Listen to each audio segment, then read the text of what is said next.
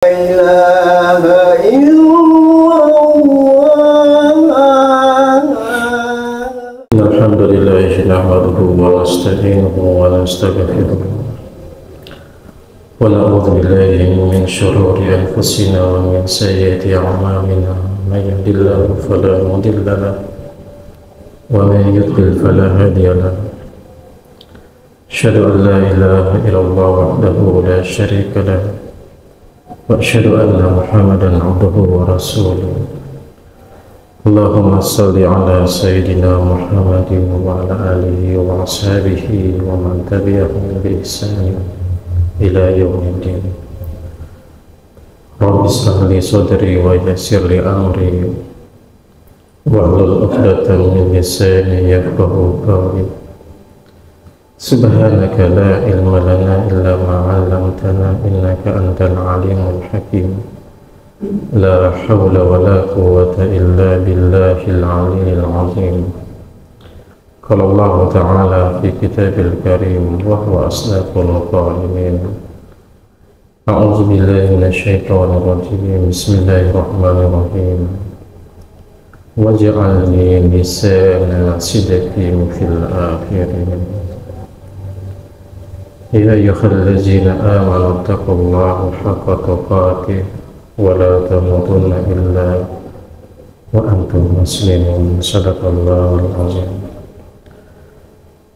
Hadirin jamaah Jumat yang insyaallah Allah senantiasa memuliakan kita di dunia, dan insyaallah kemuliaan itu akan kita raih di akhirat kelak.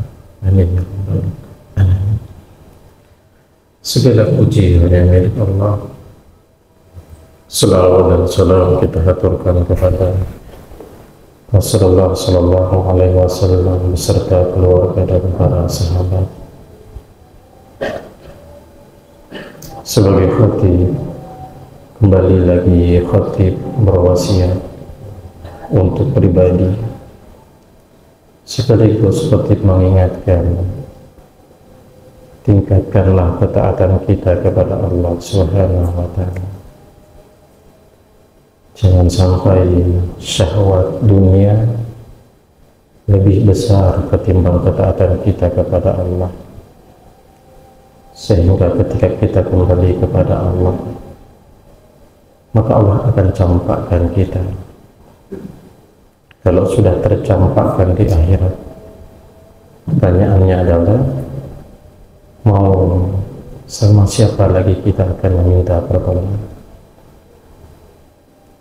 Kalaulah di dunia kita masih bisa tercampakkan, terhina, tapi masih banyak orang-orang yang akan mau sudi untuk membantu kita, menolong kita. Tetapi ketika di akhirat, hanyalah Allah yang satu-satunya yang berhak untuk memberikan pertolongan, tak ada yang lain. Itu pun Rasulullah sallallahu alaihi wasallam diberikan kelebihan untuk memberikan syafaat tidak lain hanya karena atas izin Allah Subhanahu wa ta'ala. Maka tidak ada lain jamaah kecuali paket kebahagiaan itu dapat melekat kepada kita kecuali hanya dengan meningkatnya ketaatan itu kepada Allah. Kalau tidak meningkat ketaatan itu, sulit untuk kita mengingat Allah, sulit untuk kita memahami apa yang Allah inginkan. Bahkan mungkin mata kita yang hari ini lebih banyak tersaksikan dengan hal-hal yang lain, sulit untuk meneteskan air mata. Padahal kalaulah Al-Quran menggambarkan tentang redaksi neraka seperti apa, bagaimana balasan bagi mereka yang kembali kepada Allah dengan sedikitnya ketaatannya, bagaimana balasan-balasan Allah, bagaimana neraka itu, sebenarnya itu sudah cukup untuk membuat air mata kita jatuh, tetapi bisa kita hitung. Atau sama sekali tak jatuh-jatuh air mata kita. Kenapa? Karena ketaatan inilah yang menyebabkan kita itu sulit untuk menjatuhkan air mata kita. Padahal tetesan air mata itu sudah cukup untuk menyebabkan api neraka itu tidak berhembus. Tetesan air mata itu cukup untuk memadamkan api neraka. Tetapi lihatlah hari ini.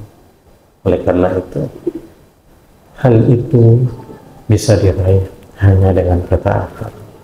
Hanya dengan ketaatan. Kenapa orang-orang begitu merindukan untuk datang cepat-cepat ke masjid? Karena ketaatannya. Ia tahu datang lebih awal itu seakan-akan dia mendapatkan pahala seperti berkurban seekor onta. Maka dia kejar itu sampai sapi, sampai seterusnya.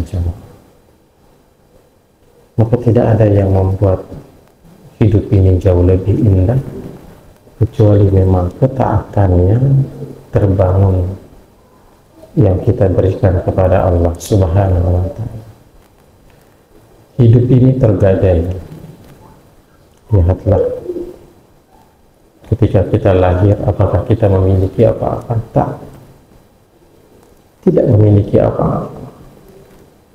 Tapi kenapa kita bisa menjadi seorang yang dihormati hari ini? Kenapa hari ini kita disegani oleh orang? Bahkan masyarakat pun segan dengan kita. Itu artinya jemaah, seluruh hidup ini telah Allah Subhanahu wa Ta'ala memberikan jaminan kepada hamba, kepada makhluknya. Lantas kalau hal itu tergadai, lantas Allah sendiri yang menggadainya, kenapa kita tidak meraih hal itu? Bagaimana rezeki itu yang telah Allah jamin itu berdampak menjadi berkah untuk kita? Kan begitu. Karena banyak hari ini orang tidak memahami rezeki. Dia memahami rezeki itu hanyalah takaran materi, uang untuk rezeki bagi dia. Padahal kenikmatan yang Allah berikan hari ini, dia menganggap itu bukan rezeki, padahal itu rezeki. Ketika diberikan ujian oleh Allah, baru 2 hari sakit, dan itu sakit gigi, apa yang terjadi? Kalimat-kalimat yang tak baik yang keluar. Sudah keluar kalimat Allah tak adil, Allah pilih kasih, begitu kejamnya Allah. Baru 2 hari rasa sakit gigi itu terngiang-ngiang yang kita rasakan, sudah keluar kalimat-kalimat sumpah serapah. Padahal hanya 2 hari. Coba berpikirlah, berapa puluh tahun usia kita hari ini, betapa banyak nikmat yang Allah berikan kepada kita. Kenapa hanya 2 hari sakit itu sudah mengeluh-mengeluh? Inilah salah satu karakter seorang hamba yang tidak bersyukur akan nikmat Allah. Padahal kalau ditimbang-timbang hidup kita ini, lebih banyak susahnya atau senangnya? Lebih banyak senangnya jemaah. Dan itu hanya bisa dideteksi bagi mereka yang memberangkatkan dirinya dengan amal saleh. Hanya dengan amal saleh. Jemaah yang senantiasa dirahmati oleh Allah Subhanahu wa Ta'ala. Ada salah satu hal yang menarik yang dilakukan oleh Nabi Ibrahim. Ternyata kisah Ibrahim ini tidak terlepas dari begitu banyak hikmah yang bisa kita ambil hikmah dalam kehidupan. salah satunya ternyata ada kebiasaan Nabi Ibrahim yang tidak pernah lepas untuk ia panjatkan kepada Allah. Apa itu?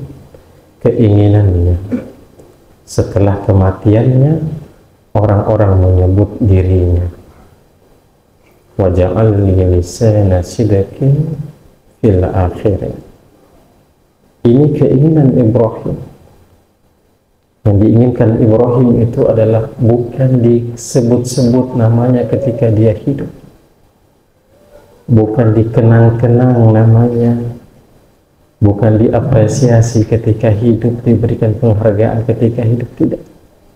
Tetapi yang diinginkan oleh Ibrahim adalah setelah dia menghembuskan nafasnya, ternyata disitulah kebaikan-kebaikannya, namanya begitu harum sampai hari ini, dan sampai kiamat datang kita merasakan bagaimana kemuliaan nama Ibrahim. Dan itu terjadi setelah kematiannya. Berbeda dengan kita hadirin, sanjungan begitu tinggi, bahkan kalimat-kalimat pujian itu terlontarkan kepada kita. Bahkan ada di antara kita terlalu senang ketika dipuji-puji, padahal pujian-pujian yang keluar dari bibir-bibir orang-orang yang memuji itu sebenarnya itu tidak tergambarkan dalam hati nurani kita. Kenapa? Karena pujian-pujian hari ini amat sangat syarat. Pujiannya melahirkan hanya karena dia seorang pejabat, dia seorang atasan. Coba kalau bukan atasan, apakah kalimat puji-pujian itu akan kita dengar untuk kita? Tidak. Justru ketika Allah Subhanahu wa Ta'ala memerintahkan kepada kita, ketika kita dipuji oleh orang-orang di sekitar kita, Allah memerintahkan kita bukan untuk bersenang ketika mendengar pujian itu. Justru ketika mendengarkan pujian itu kita disuruh beristighfar. Kenapa? Karena ketika seseorang memuji kepada kita, lantas ada kebanggaan tersendiri yang kita rasakan mendengar pujian itu. Ketika itu terjadi pada diri kita, kita alami pada diri kita, di saat itulah amal-amal soleh kita Allah Subhanahu wa Ta'ala akan hapuskan hanya karena pujian jamaah, hanya karena pujian jamaah yang senantiasa dirahmati oleh Allah Subhanahu wa Ta'ala. Rasulullah Sallallahu Alaihi Wasallam memberikan kabar kerinduan yang dirasakan oleh orang-orang mati itu kerinduan ketika namanya disebut-sebut setelah kematiannya. Makanya ketika nama kita disebut di mushola, di masjid-masjid, atau terdengar nama kita dengan kalimat inna lillahi wa inna ilaihi raji'un, apa yang kita inginkan setelah kematian kita itu? Yang kita inginkan adalah orang-orang akan mengatakan, Masya Allah, meninggal si fulan yang begitu baiknya, bertemu saja senyumnya Masya Allah, tak pernah pun menyakiti. Masya Allah, telah meninggal si fulan yang tidak pernah berhenti untuk selalu bersedekah untuk anak yatim. Masya Allah, meninggal si fulan yang begitu baiknya, selalu ada untuk orang-orang susah, dermawannya si fulan. Cerita-cerita ini jamaah, inilah yang diinginkan oleh orang-orang yang setelah ia meninggalkan dunia ini namanya dikenang-kenang. Dan ini adalah salah satu isyarat ketika nama-nama itu disebut setelah kematian kita, nama-nama kita disebut dengan penuh dengan kebaikan, ternyata di saat itulah Allah Subhanahu wa Ta'ala akan menjadikan saksi-saksi orang-orang yang telah memuji kita. Itulah yang membuat Allah akan memasukkan kita ke dalam surganya Allah Subhanahu wa ta'ala. Jadi jangan terlalu bekerja keras untuk meraih pujian kepada manusia, karena pujian yang hari ini yang kita rasakan itu tidak sesuai dengan apa yang dirasakan oleh orang-orang yang memuji ketika ia merasakan dari hati. Inilah yang kita butuhkan jamaah, kesaksian setelah kita meninggal dunia. Maka hari ini ubahlah kebiasaan hidup kita, perbaikilah pola hidup kita. Hidup hanya untuk Allah, beramallah untuk Allah, berusahalah untuk tidak menampakkan amal-amalmu, berusahalah untuk sembunyikan amal-amalmu. Jangan engkau nampakkan, untuk menjaga keikhlasanmu. Karena dengan hal ini jamaah, ketika kita meninggal dunia, barulah nanti orang-orang akan merasakannya. Ternyata sungguh mulianya hidup kita, sungguh baiknya hidup kita, dan sungguh agungnya hidup kita. Jemaah yang dirahmati oleh Allah, dulu ketika Rasulullah SAW duduk dengan para sahabat, lewatlah jenazah dipikul oleh sahabat yang lain. Lantas sahabat yang lain mengetahui ini si fulan. Apa yang terjadi? Ketika mengetahui si fulan yang dibawa jenazahnya, maka disebutlah seluruh kebaikan-kebaikannya, disebut-sebut kebaikannya. Maka Nabi mengucapkan satu kalimat saja. Apa itu? Wajaban, pasti. Kemudian tak lama lagi jamaah, lewatlah jenazah yang kedua, disebut-sebut lagi keburukannya, disebut-sebut lagi akhlaknya yang tidak baik. Tetapi Nabi menyebutkan dengan kalimat yang sama, pasti. Maka Umar radhiyallahu anhu memberanikan diri bertanya kepada Rasulullah, ya Rasulullah, jenazah yang pertama engkau mengatakan pasti, jenazah yang kedua engkau mengatakan pasti. Apa maksudnya ya Rasulullah? Apa kata Nabi? Wa antum syuhada'ullahu fid dunya fil ardh. Engkaulah ketika menyaksikan saudaramu, engkau menyaksikan hidupnya begitu baik, hidupnya begitu mulia, hidupnya penuh dengan kemuliaan ketika dia hidup di masa dunia, di masa hidupnya. Puji-pujianmu itulah, kesaksianmu itulah yang menyebabkan Allah Subhanahu wa ta'ala akan memasukkan ia ke dalam surga. Jadi kesaksian-kesaksian kita jamaah bukan setelah selesai sholat jenazah baru kita mengatakan apakah jenazah ini baik. Tentu kita semua pasti akan mengatakan baik, Pak Imam baik, padahal dia tidak tahu utangnya belum selesai, ini yang nyakitin saya kemarin, banyak perkara yang dia lakukan. Bukan seperti itu jemaah. Tetapi kematian yang diinginkan oleh orang-orang yang mati itu adalah ketika berakhir hidupnya, maka seluruh kemewahan hidupnya itu akan terceritakan dengan yang baik-baik.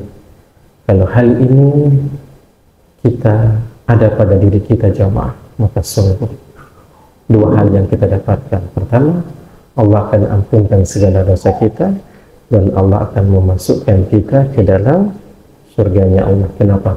Karena kesaksian-kesaksian orang-orang di sekitar kita. Makanya Nabi menyebutkan kesaksian itu bukan hanya dari teman, tetapi kesaksian itu juga dari tetangga-tetangga kita.